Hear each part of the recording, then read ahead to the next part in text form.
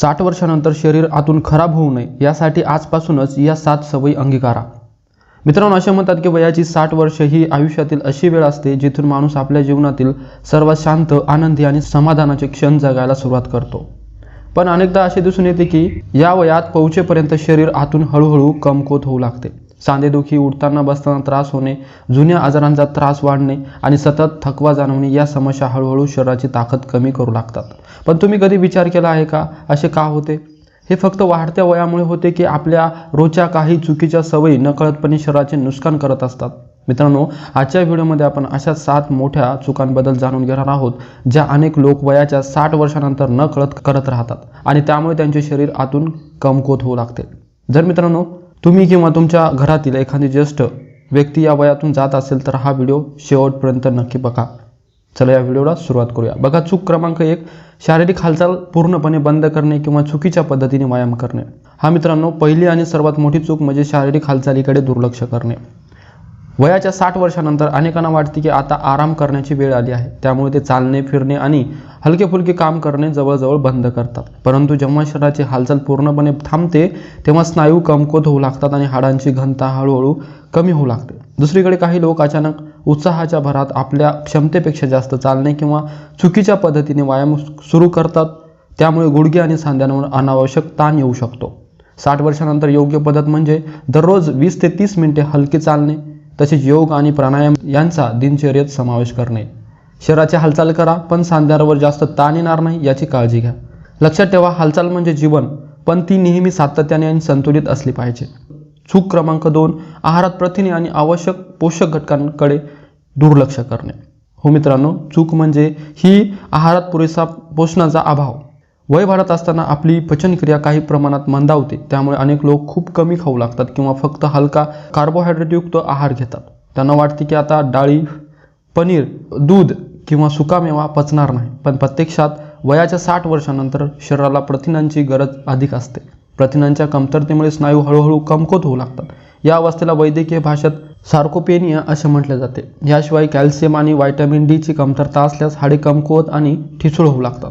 म्हणून आपल्या आहारात मुगाची डाळ, पनीर, दलिया, दही, उकळलेले मोड आलेले कडधान्य आणि हिरव्या पालेभाज्या यांचा समावेश आवश्यक करा। तसेच गरज असल्यास डॉक्टरांच्या सल्ल्याने हाडांसाठी योग्य सप्लिमेंट घ्या। चूक क्रमांक 3, बघा, पुरेसं पाणी न पिणे। तिसरी मोठी चूक म्हणजे तहान लागली नाही म्हणून पाणी न पिणे। मित्रांनो, वय वाढत जाते तसे आपल्या मेंदूतील तहान जाणवण्याची क्षमता काही प्रमाणात कमी होऊ लागते, त्यामुळे अनेक ज्येष्ठ व्यक्तींना फारशी तहान लागत नाही आणि त्या दिवसभर खूप कमी पाणी पितात। शरीरात पाण्याची कमतरता झाल्यास डिहायड्रेशन होऊ शकते, त्यामुळे फक्त बद्धकोष्ठता आणि पचनाच्या समस्या निर्माण होत नाहीत तर सांध्यांमधील नैसर्गिक द्रव्यही कमी होऊ लागतो, त्यामुळे गुडघेदुखी आणखीन वाढू शकते। याशिवाय याचा किडनीवरही विपरीत परिणाम होऊ शकतो। म्हणून तहान लागो किंवा न लागो, दिवसभरात थोडे थोडे करून किमान 7 ते 8 ग्लास पाणी नक्की प्या। तसेच नारळ पाणी, ताक आणि ताजे सूप यासारख्या द्रव्य पदार्थाचाही आहारात समावेश नक्की करा। चूक क्रमांक 4, बघा, पुरेशी झोप न घेणे आणि जास्त ताण घेणे। हो मित्रांनो, ही चौथी मोठी चूक म्हणजे झोपेकडे दुर्लक्ष करणे आणि सतत चिंता करत राहणे। मित्रांनो, वय वाढल्यावर अनेकांना रात्री नीट झोप लागत नाही। काही जण उशिरापर्यंत जागतात तर काही जण निवृत्तीनंतरचे आयुष्य, मुलांची काळजी किंवा स्वतःच्या आरोग्याविषयी सतत चिंता करत राहतात। जेव्हा शांत आणि पुरेशी झोप मिळत नाही तेव्हा शरीराची दुरुस्ती प्रक्रिया म्हणजेच हिलिंग प्रोसेस व्यवस्थित होत नाही, त्यामुळे तणावामुळे शरीरात कॉर्टिझोल नावाचे तणावाशी संबंधित हार्मोन वाढते, ज्याचा रोगप्रतिकारक शक्तीवरही परिणाम होऊ शकतो। म्हणून दररोज ठराविक वेळी झोपण्याची आणि सकाळी लवकर उठण्याची सवय लावा। झोपण्यापूर्वी कोमट पाण्याने हातपाय धुवा, शांत संगीत ऐका किंवा ईश्वराचे नामस्मरण करा। तसेच दिवसभर स्वतःला एखादा रचनात्मक कामात, छंदात किंवा भजन कीर्तनासारख्या उपकरणामध्ये व्यस्त ठेवा। चूक क्रमांक 5, बघा, स्वतःहून औषधे घेणे किंवा डॉक्टरांचा सल्ला दुर्लक्ष करणे। हो मित्रांनो, 5वी मोठी चूक म्हणजे डॉक्टरांच्या सल्ल्याशिवाय औषधे घेणे किंवा मनानेच औषधं बंद करणे। वयाच्या 60 वर्षानंतर रक्तदाब, मधुमेह, थायरॉइड किंवा सांधेदुखी यासारख्या समस्या सामान्यपणे दिसून येतात। अनेक जण थोडासा त्रास झाला तरी स्वतःच वेदनाशामक गोळ्या घेऊ लागतात। वारंवार वेदनाशामक औषधाचे सेवन केल्याने पोटातील अल्सर तसेच यकृत आणि किडनीवर विपरीत परिणाम होण्याचा धोका वाढू शकतो। तर काही लोक आता बरे वाटत आहे म्हणून रक्तदाब किंवा मधुमेहाची औषधे स्वतःहून बंद करतात। या दोन्ही गोष्टी आरोग्यासाठी धोकादायक ठरू शकतात। म्हणून नेहमी आपल्या डॉक्टरांच्या संपर्कात राहा, नियमित तपासण्या करून घ्या आणि डॉक्टरांनी दिलेल्या उपचारांचे पालन करा। चूक क्रमांक 6 बघा, सूर्यप्रकाश आणि ताजी हवा टाळणे. 6वी मोठी चूक म्हणजे दिवसभर घरातच राहणे आणि सूर्यप्रकाशापासून दूर राहणे. वयाच्या या टप्प्यावर अनेक लोक बाहेर जाणे कमी करतात आणि दिवसाचा बराचसा वेळ घरात किंवा टीव्ही समोर घालवतात.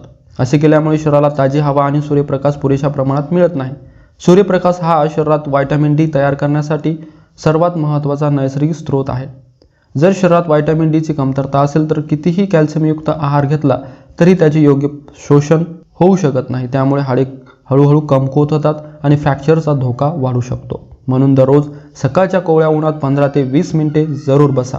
ताज्या हवेत काही वेळ फिरा. त्यामुळे मन प्रसन्न राहते आणि शरीरातही नवचैतन्य निर्माण होते. चूक क्रमांक 7 बघा, सामाजिक आयुष्यापासून दूर जाणे आणि एकटेपणा स्वीकारणे. हो मित्रांनो, 7वी आणि शेवटची पण अत्यंत महत्त्वाची चूक म्हणजे स्वतःला एकटे पाडून घेणे.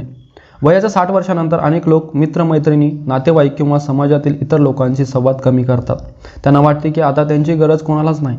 परंतु हा एकटेपणा हळूहळू डिप्रेशनचे रूप घेऊ शकतो. लक्षात ठेवा, मनाचा परिणाम थेट शरीरावर होत असतो. जेव्हा मन सतत उदास आणि एकाकी राहते तेव्हा अनेक आरोग्य समस्या अधिक वाढू शकतात. म्हणून आपल्या जुन्या मित्रांना भेटा, उद्यानात जाऊन लोकांशी संवाद साधा, नातवंडांसोबत वेळ घालवा आणि आपल्या आयुष्यातील अनुभव इतरांशी शेअर करा. हसणे आणि आनंदी राहणे हेच सर्वात प्रभावी औषध आहे. 60 वर्षानंतरही निरोगी आणि उत्साही राहण्यासाठी बघा मित्रांनो, 3 काही खास बोनस टिप मी तुम्हाला सांगणार आहे. बघा मित्रांनो, या 7 चुका टाळल्याबरोबरच जर तुम्ही या 3 खास सवयी अंगीकारल्यात तर वयाच्या 60 वर्षानंतरही तुमचे शरीर अधिक तंदुरुस्त आणि मन प्रसन्न राहण्यास मदत होऊ शकते. बघा बोनस टिप क्रमांक 1 बघा, अनवाणी चालणे आणि संतुलनाचा सराव. दररोज सकाळी 10 ते 15 मिनिटे दव पडलेल्या गवतावर अनवाणी चालण्याचा प्रयत्न करा. तसेच भिंतीचा आधार घेऊन एका पायावर सुमारे 30 सेकंद उभे राहण्याचा सराव करा. यामुळे शरीराचा समतोल राखण्यास मदत होऊ शकते आणि वय वाढल्यानंतर पडण्याचा धोका कमी होण्यास सहाय्य होऊ शकते.